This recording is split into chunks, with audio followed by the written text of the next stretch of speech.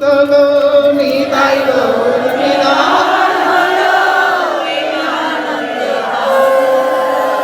শচীর ঘরে চন্দ্র চাঁদে চাঁদিময় গৌর এলো শচীর ঘরে চন্দ্র চাঁদে চাঁদিময় গৌর এলো নিতাই নিতাই নিতাই নিতাই নিতাই গৌর বল রে নিতাই নিতাই নিতাই নিতাই নিতাই গৌর বল রে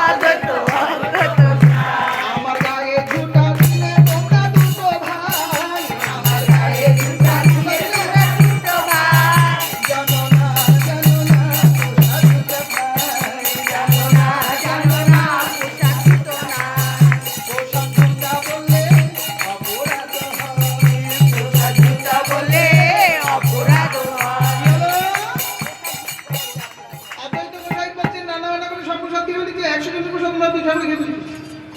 খাওয়া দাওয়া সব হয়ে গেছে, জলও পর্যন্ত নাই।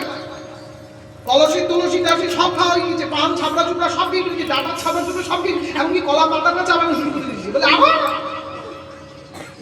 64 আঙুল দিয়ে কলা পাতা প্রায় 32 আঙুল খাওয়া হয়ে গেছে। কিন্তু খেয়েই চলেছে, আঙুল চুষতে চুষতে একদম চকচকে জমজমে হয়ে গেছে। কি খাওয়া খাচ্ছে দিদি ঠাকুর? সচিমা তাকিয়ে দেখছে, আহারে কত পথ না হেঁটেছে, ক্ষুধা বলে গেছে। থাক আমরা খাবনি, ওকে দিদি দিদি এখন নিতাইকে গৌ কেন মারছে, পার্মানেন্ট করো। কি করো? মানে ব্যাপারটা পার্মানেন্ট করো। কোথায় গিয়ে আবার খেয়ে মরবো, ধাক্কা ধুতা খাবো, দুটোই যুবক ছেলে দরজায় গেলে না লাঠি ঘাটা দিয়ে তাড়িয়ে দেয়। হ্যাঁ, পার্মানেন্ট করো। তো নিতাই মনে মনে হচ্ছে পার্মানেন্টটা করছি না। এক মুঠো ধরে নিয়ে, প্রসাদ কোথাও ছিল না, পাতার তলায় লুকানো ছিল এক মুঠো। আর সেই মুঠোটা নিয়ে বলে, কি প্রসাদ খাওয়ালে তুমি? তোমার প্রসাদ তুমি খাও বলে চুরি বলি চলতে যায়। আর অদ্বৈত বলছে, এই কি করলে? আমার দাদা এটো করে দিলে। কি প্রসাদকে এটো বললে? তুমি প্রসাদকে এটো বলেছ?